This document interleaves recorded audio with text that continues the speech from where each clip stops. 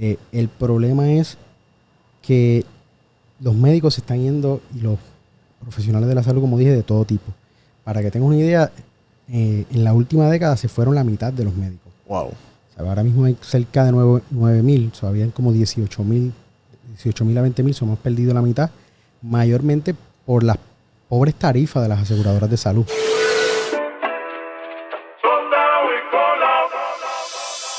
Estás escuchando Café en Mano. Café en Mano. A escuchar este podcast que está bien.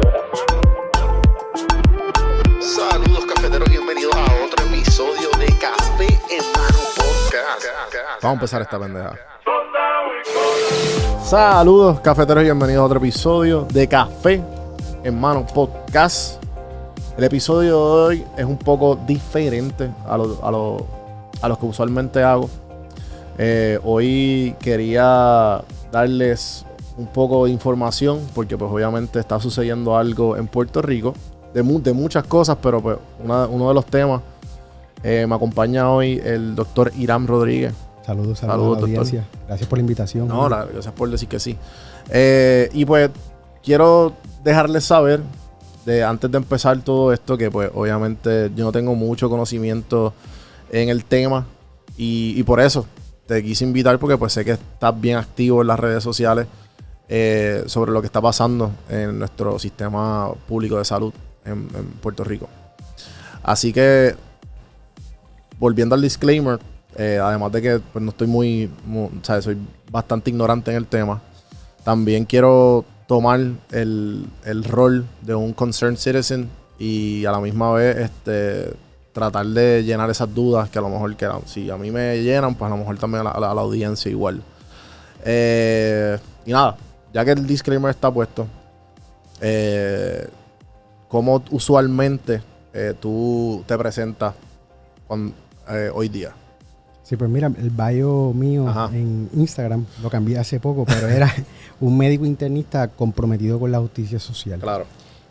Y eso surge al ver todo lo que está pasando en nuestro sistema de salud y ver que no mucha gente estaba llevando a cabo este tipo de dinámica de levantar las preocupaciones que se ven a diario, que no es un tema que le encanta a la gente, pero nosotros lo peor que podemos hacer, y yo creo que esto nos aplica como individuo y como colectivo, claro, es mentirnos a nosotros mismos.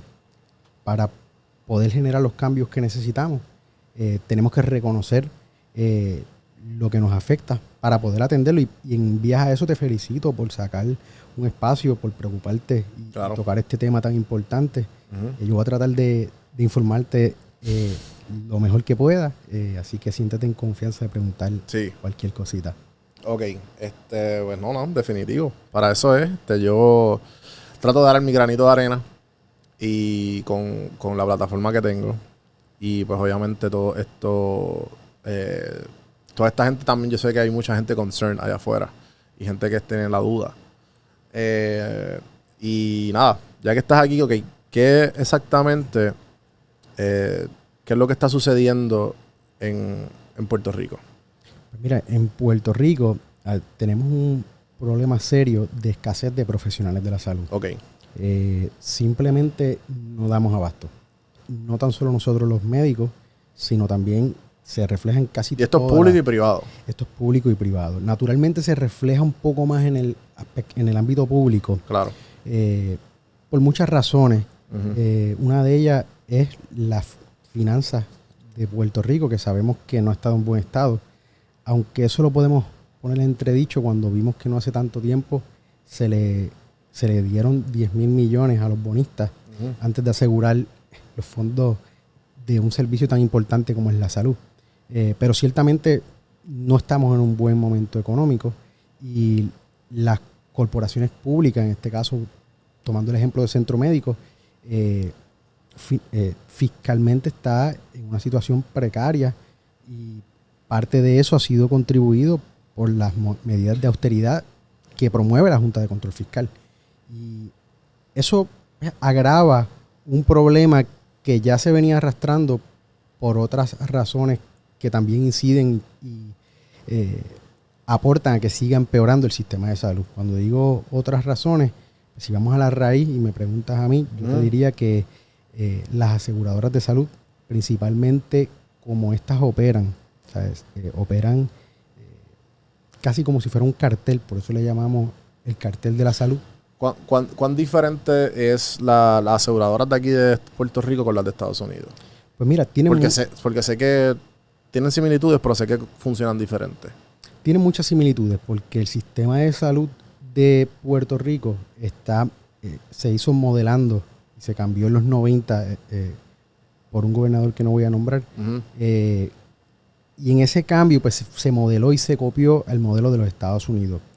Que cuando miramos la data, pues tenemos que reconocer del saque que no es un sistema que es el mejor para copiar. Estados Unidos, no quiero quitarle mérito en otras cosas, hay otras cosas que sí podemos emular de ellos porque las hacen muy bien. Claro. Pero en el tema de la salud, pues no es uno de esos fuertes de ellos. Y eso lo sabemos porque cuando miramos, por ejemplo, los países más desarrollados y cuál es la expectativa de vida, Estados Unidos es el número 1 que gasta por persona, sobre $12,000 por persona al año, y está número 40 o más en expectativa de vida.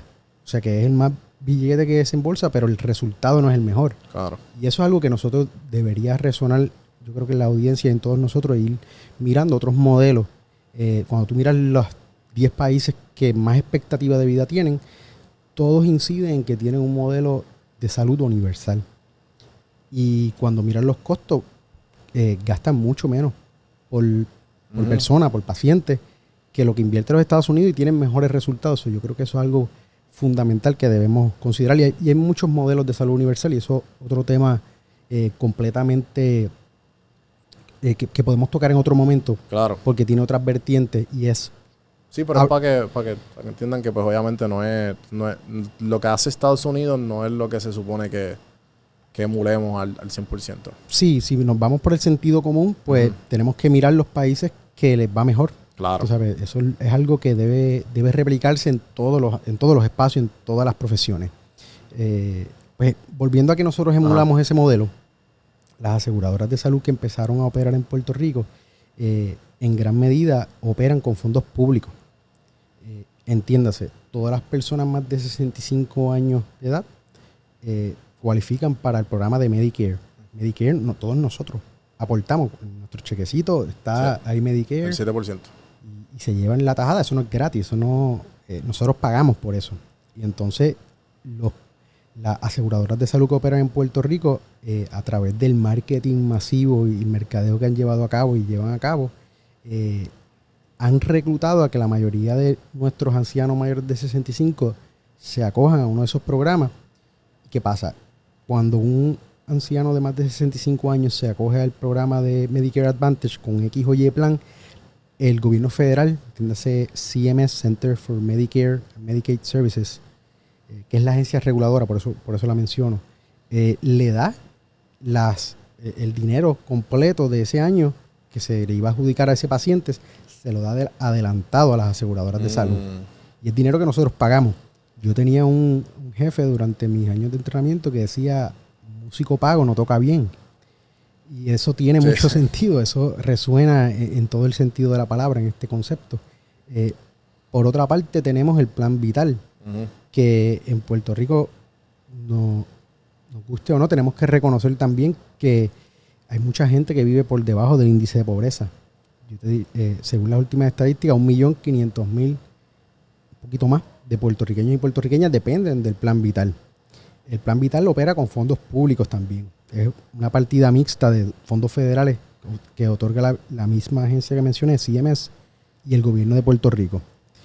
Y de la forma que ha operado es que una vez los pacientes están asignados a las aseguradoras, se le paga por adelantado el dinero de ese año en curso y la fiscalización por parte del gobierno, sabiendo que es dinero y fondos públicos, carece completamente, brilla por su ausencia y esto ha permitido que las aseguradoras de salud operen, como yo le llamo, como un cartel de la salud. Claro. Tienen un control total del sistema de salud de Puerto Rico y siendo estas unas aseguradoras de salud privada con fines de lucro, naturalmente, si tú no los fiscalizas, van a operar como toda corporación que es con fines de lucro, que es maximizar las ganancias y darle los mayores dividendos a los accionistas.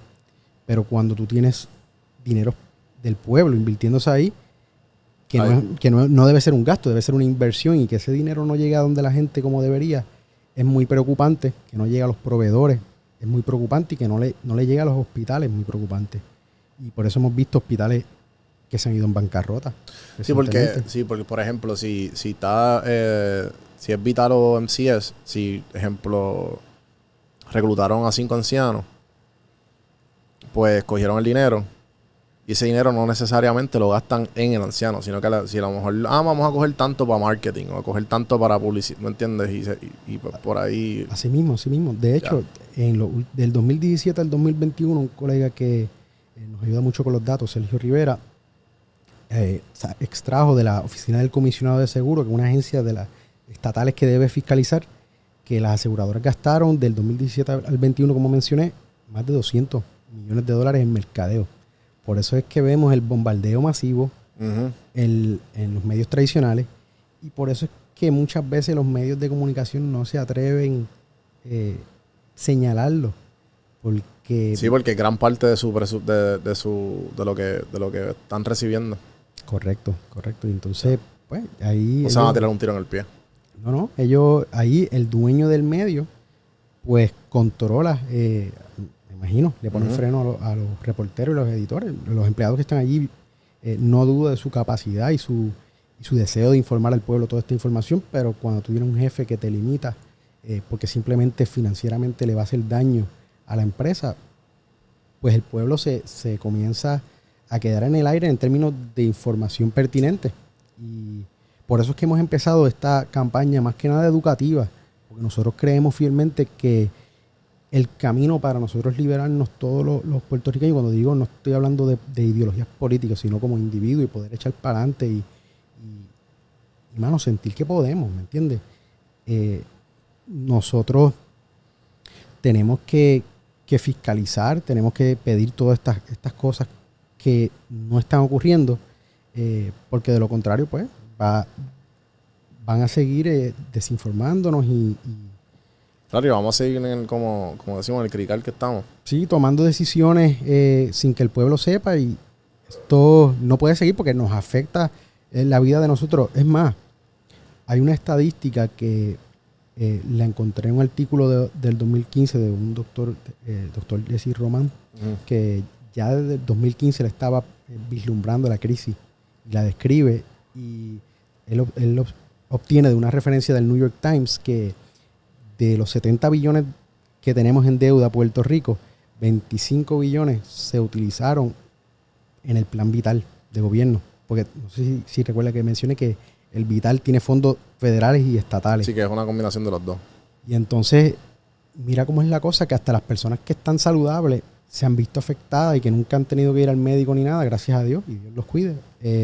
Pero se ven afectados porque hoy estamos en bancarrota y tenemos una Junta de Control Fiscal, porque una tercera parte de nuestra deuda viene por el costo insostenible de nuestro sistema de salud, en el cual se enriquecen demasiado unos intermediarios que, como tú vienes a ver, no son necesarios.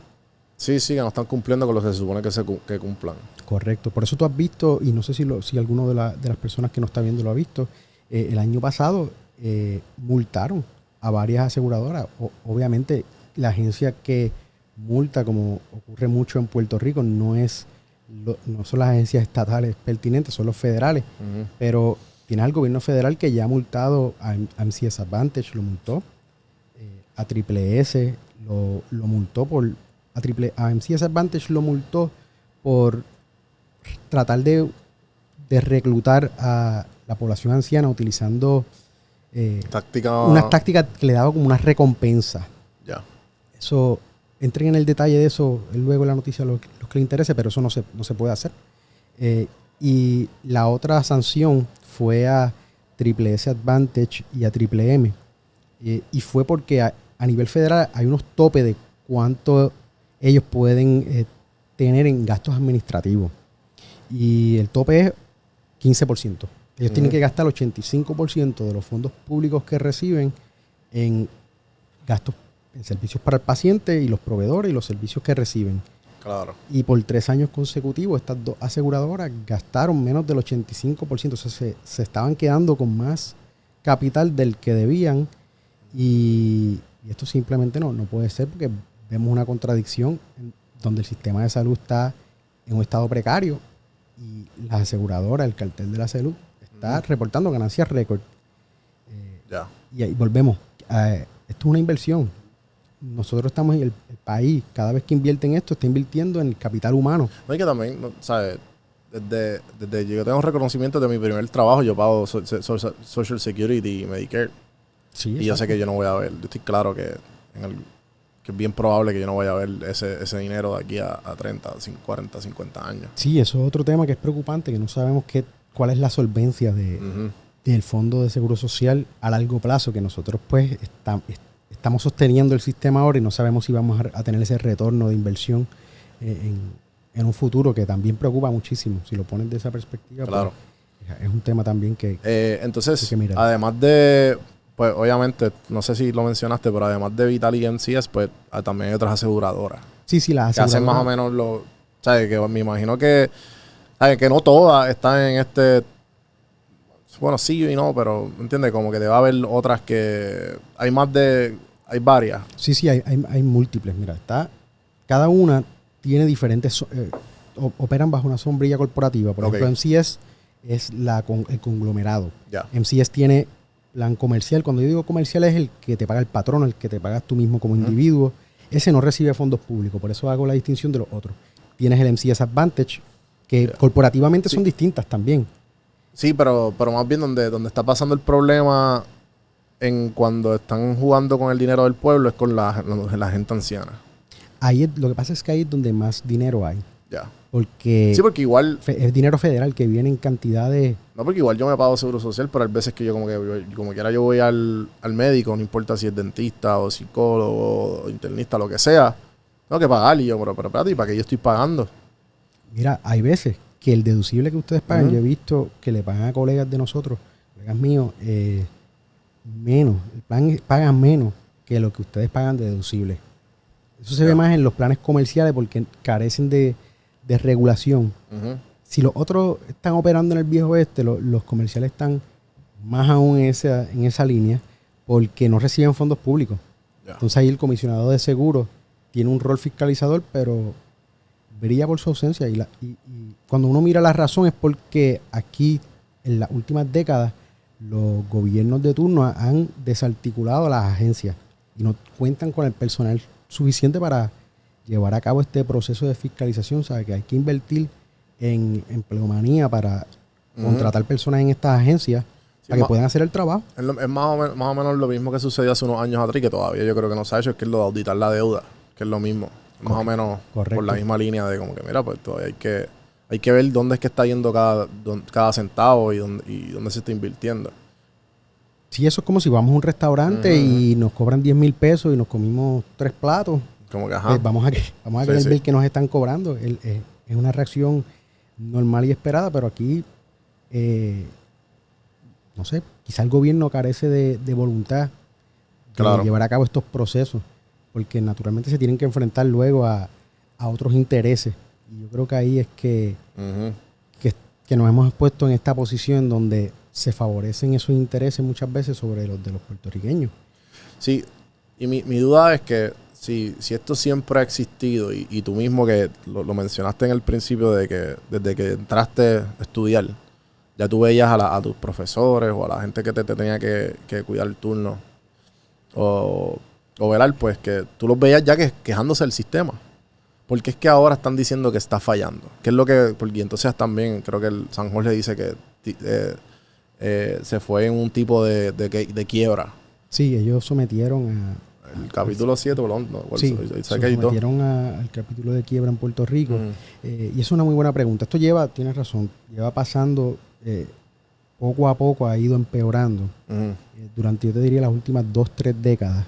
El problema es que los médicos se están yendo, y los profesionales de la salud, como dije, de todo tipo.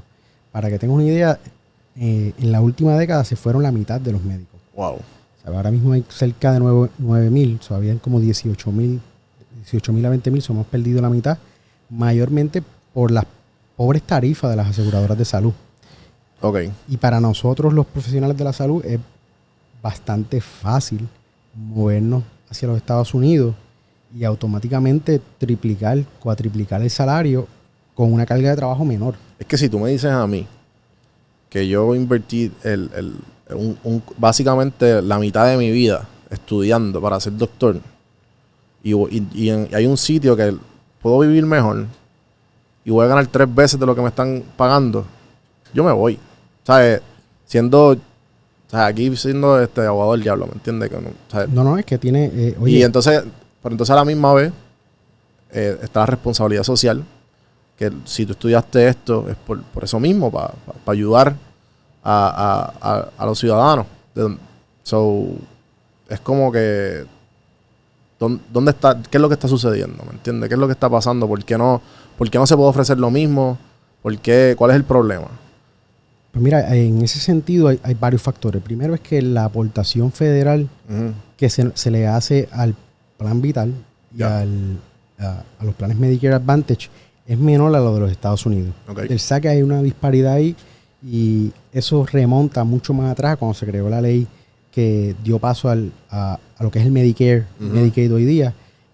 Pero en Arroyo Habichuela es porque nosotros somos una colonia y somos ciudadanos de segunda clase. Y se establecieron unos topes de las aportaciones federales en el Medicaid. Por eso es que el gobierno de nosotros tuvo que invertir tanto y llegó a asumir 25 billones aproximadamente de 70 de deuda. A nivel de los Advantage, de los Medicare, se le paga menos también por pacientes, se otorga menos dinero. Así que hay una disparidad que crea unas condiciones menos favorables en general, económicamente hablando. Esto es lo que hay. Esto es lo que hay. Entonces, encima de eso, pues tienes al cartel de la salud operando y controlando completamente el sistema de salud sin fiscalización, en donde ellos maximizan ganancias a cuesta de los proveedores, de hospitales, de pacientes, de denegar tratamiento. O sea, lo que yo, con lo que me estás diciendo, obviamente, con lo que ha pasado, a mí lo que, como yo lo estoy poniendo como un rompecabezas que me hace sentido a mí, es que ahora, y obviamente corrígeme cuando tú quieras y meter la cuchara cuando quieras, ahora los puertorriqueños tenemos acceso a información mucho más accesible. Y hay gente como tú, como Eliezer, y gente que están detrás de como quien dice, atacando esas personas que a lo mejor tienen un sistema que les funciona. Ellos, los que les rodean, están bien económicamente. Y hay falta de empatía del resto del pueblo, pero el pueblo ahora se está despertando. Y pues queremos saber qué es la que hay. Sí, coincido contigo completamente. Esa información, y yo creo que, y eso también es lo que nos ha motivado a usar las redes sociales, porque se difunde la información mucho más rápido y las armas del conocimiento es esa educación precisamente que nos empodera. Igual con los pacientes, un paciente educado que conozca su condición, un paciente empoderado. Y a escala macro del pueblo eso se refleja igual y tú lo describes muy bien, pues eso es lo que está pasando. Y hemos visto cómo ha ido deteriorando el sistema de salud por lo que acabamos de hablar, pero encima de eso añádele que tuvimos varias catástrofes, empezando el huracán María. El huracán María agilizó y propició el éxodo también de muchos profesionales de la salud, muchos de ellos de fuera del área metropolitana, que fue donde más se tardó el servicio eléctrico en restablecerse, y pues simplemente no podían abrir su práctica porque no había electricidad y no pueden estar corriendo con una planta todos los días y toda la logística que eso conlleva. Y ahí el éxodo siguió empeorando, luego los terremotos, que afectó más el área suroeste para el año 2020, y poco después llega la pandemia del COVID-19, entonces ya tienes un personal salubrista que poco a poco se va achicando, que ya hace tiempo no damos abasto para dedicarle el tiempo necesario a los pacientes que estamos siguiendo y viendo, ya sea en nuestras prácticas privadas o en el hospital.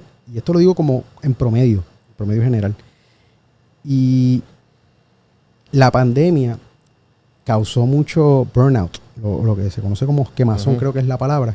Y eso empeoró muchísimo. De los también mismos profesionales. de los mismos profesionales que están No, en la trinchera. Y lo más que a mí me... ¿sabes? Obviamente lo estás diciendo y no me quiero imaginar porque en Estados Unidos sucedió. Y sé que hay un caso, y corrígeme si estoy mal, me acuerdo que cuando pasa la pandemia yo empecé a escuchar, hay un podcast que escuchaba bastante, se llama The Daily, del New York Times, que es bien cortito y te da las noticias bien cortas.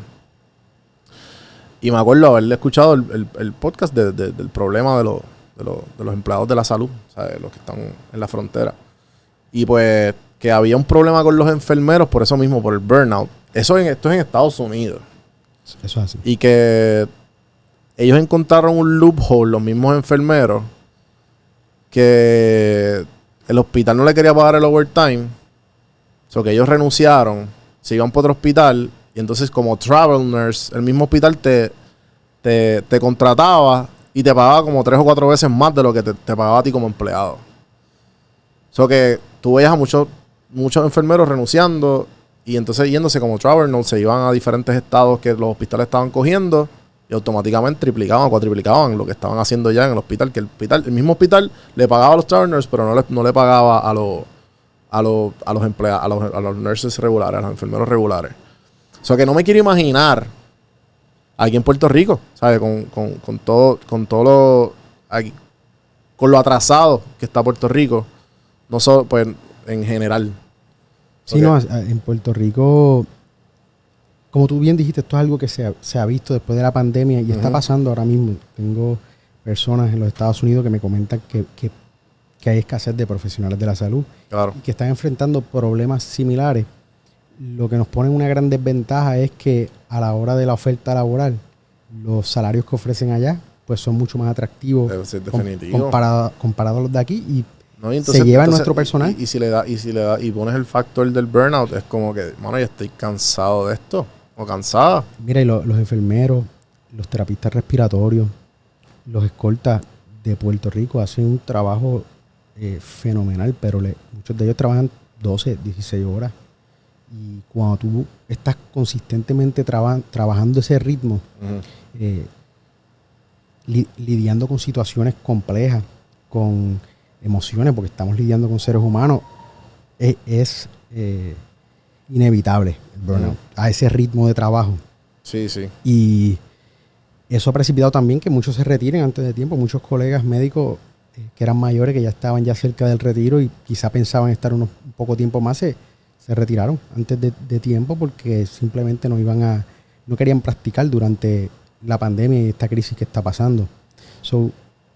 Cuando sumas lo que estaba pasando ya, el patrón que perdíamos más profesionales de los que estamos generando, año tras año es negativo. Según el Colegio de Médicos, se están yendo como 500 médicos anualmente netos, negativos 500. Cuando explota todo esto, pues empieza a verse los cracks, las grietas en el sistema de salud, y eso es lo que se está viendo ahora. Sí, sí. Ahora es que por eso es que existe lo del colapso del sistema. ¿Sabes? Correcto.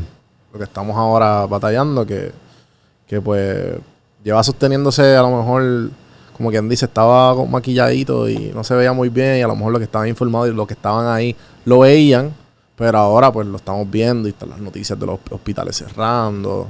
Eso es así. Y todo esto. Y hay personas que van a decir que no hemos colapsado aún. Mi opinión es que nosotros ya colapsamos. Lo que sí quiero hacer la aclaración es que dentro de lo que consideramos un colapso hay grados de severidad. Okay. Y la razón que levantamos banderas para no dejarlo perder todo. ¿Por qué decimos que colapsado? Pues cuando tú tienes que esperar 6 meses, 8 meses para una cita con un médico primario o con un especialista, pues el sistema está fallando. Cuando no hay técnico de sala de operaciones suficiente y tienes el cirujano mirándose las manos esperando que el técnico que está disponible termine de ayudar en una cirugía a otro colega y este simplemente está esperando ineficientemente, utilizando su tiempo, eso es evidencia de que está colapsando. Cuando no hay enfermera suficiente para para cubrir todas las camas que hay, porque tenemos camas, infraestructura hospitalaria, pero no se utilizan en muchos hospitales todas las camas porque no hay las enfermeras suficientes para que atiendan los pacientes en todas las camas que hay. Claro. Cuando vemos todas estas cosas, y puedo seguir nombrando ejemplos de cómo esto está afectando a las personas que viven aquí, pues si eso no es un colapso, pues yo no sé qué es. Obviamente no es que está inoperante, y eso es lo que voy de los grados de severidad. No ha colapsado al punto de que se le dice que no a alguien y simplemente tiene que colgar los guantes e irse para su casa. No hemos llegado a ese punto, no queremos llegar a ese punto. Y de las cosas que hacemos es invitar al gobierno a que sea más agresivo en contratar personal de la salud. Uh-huh. Si tiene que enfrentar a la Junta de Control Fiscal, pues para eso representan al pueblo de Puerto Rico, para defender nuestros derechos, nuestros intereses y no los de otras personas. Y yo creo que es inevitable ese encuentro, porque cuando tienes una junta que está vetando leyes que favorecen a los profesionales de la salud y recortando personal, por ejemplo en el centro médico se ha dado mucho en la última década, personal que se retira, plaza que se congela, sin importar que los servicios se vayan a ver afectados porque no hay empleados suficientes para cumplir con todos los pacientes que hay. Uh-huh. Y la Junta pues mira todo desde el ángulo de que tiene que... Sí, que el bonista tiene que ser pagado primero. Y cumplir con el plan fiscal. Todo lo que no cumpla con el plan fiscal y afecte el pago de los bonistas, la Junta lo va a vetar y no va a defender nuestros derechos. Y ahí es que el gobierno debe intervenir, la legislatura y el gobernador, directamente y sin miedo. Porque ¿a quién se deben? Uh-huh. Es el pueblo. Definitivo. Hay no solo eso, yo tengo otro podcast aquí que se llama Inversiones con Café, que es con Carlos Feliciano. ¿Tú tienes el celular conectado de casualidad al Roadcaster? Sí. Puedes entrar al perfil de Carlos y buscar lo que él dijo del Hospital San Jorge. De CAF. Sí, de CAF. No, es que quiero que lo escuche y la gente lo escuche también porque pienso que es información que le explica también. Más impactante el día de hoy viernes fue que el día de hoy viernes fue que el Hospital San Jorge en Puerto Rico se fue a quiebra. Se escucha demasiado de feo, ¿verdad? Y muchas personas están bien preocupadas con esto, pero quiero explicarle un poquito qué significa un capítulo 11 de quiebra.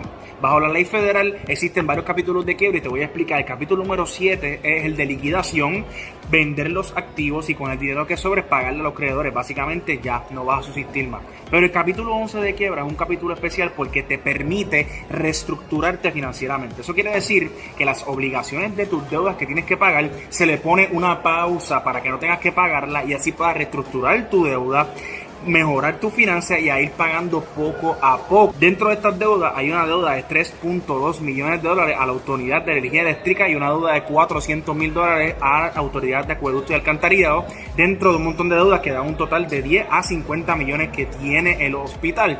Este capítulo de quiebra que dice, bueno, pues una pausa, no voy a pagar mis deudas, voy a estructurarme primero y una vez yo encuentre el plan hacia poder seguir continuando, entonces yo voy a empezar a pagar esas deudas otra vez. Así que no necesariamente cada vez que ustedes escuchen un capítulo de quiebra quiere decir que la compañía cerró.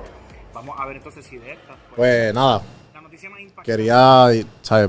También traer eso a colación, que también mucha gente a lo mejor no sabe que... Porque para mí el Hospital San Jorge es un hospital bien importante. Sí, definitivo. Y pues obviamente también que el tipo de paro que hubo en el hospital, pues quería pues brindarle información igual a la gente. No, y esa información es muy importante porque yo la he leído y es certera, tú sabes, lo que él dice. Uh-huh. Y lo importante que el pueblo debe llevarse de eso es que el hospital va a seguir funcionando. Claro. Lo que pasa es que pues, financieramente va a tener unas limitaciones que puede que le afecte a la hora de contratar más personal si quería expandir. Y claramente pues sabemos que todos los hospitales están escasos de personal. Eso que puede que le afecte un poco en ese sentido, pero no va a cerrar. ¿Sabes? Que es importante que la gente entienda eso, que no vamos a tener, que el hospital no vamos a tener un hospital menos pediátrico, claro, siendo el San Jorge uno muy importante junto con el pediátrico de Centro Médico, el otro de los principales que tenemos en San Juan, particularmente y en el área metro. Ok. creo que para acabar esto, ¿y qué tú crees que, además de todo lo que nos ha tocado, qué tú crees que como puertorriqueño, cuál es la responsabilidad de la gente común que no están adentrados, obviamente, que no quieren, o sea, quieren evitar todo, que el sistema por irse bien allá, que no colapse? ¿Cuál tú crees que es la responsabilidad de todo puertorriqueño? Mira, esa pregunta es muy buena. Gracias por hacerla. Y yo te diría que para empezar es hacer lo que tú estás haciendo. Empezar a educarse. Reconocer que hay un problema, que hay algo que anda mal y empezar a educarse para buscar alternativas de cambio. Eso es imperativo porque de alguna forma u otra nos va a tocar de cerca. Una vez comencemos ese proceso de educación, hay muchos factores que inciden y que aportan a la crisis que tenemos, pero hay que reconocer que las aseguradoras de salud hay que fiscalizarlas y hay que pedirles rendición de cuentas, y eso no es algo que se sale de la norma. En todo el mundo estos procesos se llevan a cabo. Hay que mirar otros modelos también, salir del insularismo, mirar qué países están haciendo las cosas diferentes y les va mejor. Yo creo que eso es muy importante también. Y exigirle al gobierno que cumpla con su responsabilidad. En el caso de, por ejemplo, de Puerto Rico, ¿cómo podemos fiscalizar a las aseguradoras mientras nos movemos a otro sistema de salud que sea, digamos, universal? Pues mira, para comenzar, que el gobierno fiscalice y le contrate empleados para la Administración de Seguros de Salud, que es quien fiscaliza el plan de Medicaid. Y para la Oficina de Comisionados de Seguros lo mismo a nivel local. Y esto suena aburridísimo, pero la gente lo tiene que entender porque esos son los mecanismos que tenemos para defendernos.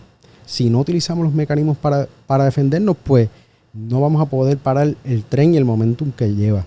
Y a nivel federal, empezar a exigir que la agencia fiscalizadora, la Oficina del Inspector General del Departamento de Salud y CMS, la que otorga los contratos y los billetes a los Medicare Advantage, que también cumpla con su rol fiscalizador, que tienen un rol directo. Yo pensaría que a tío Sam le molesta cuando usan el dinero para lo que no es.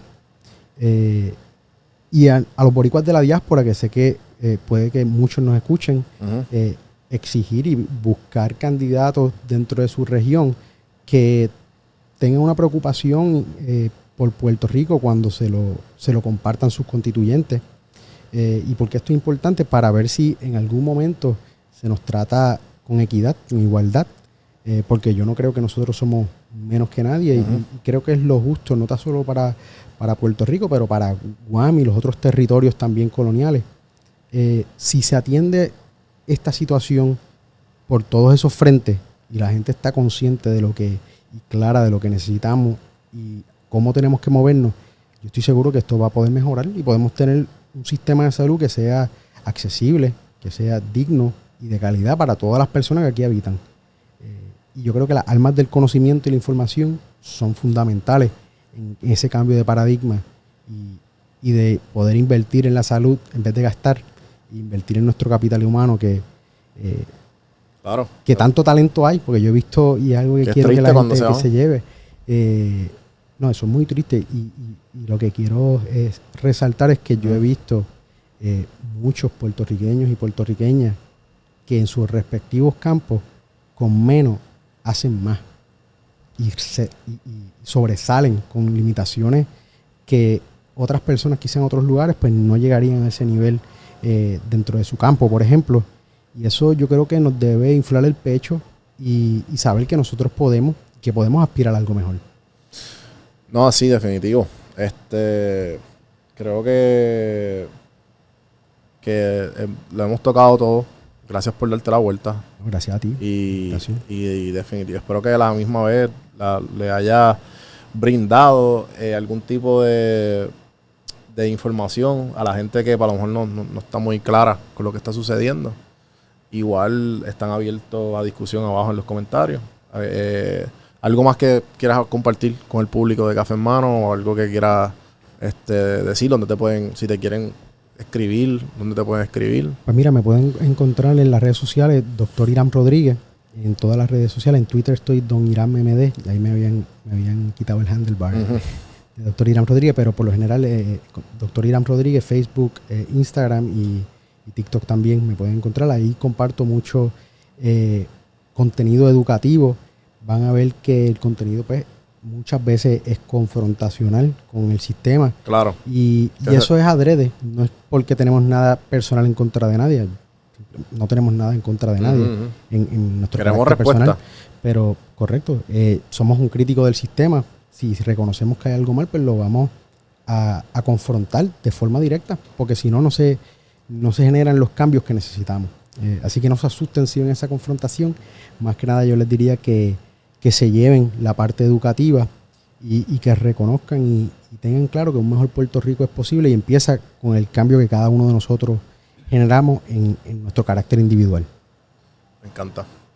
Bueno, gente, espero que les haya gustado el episodio de hoy.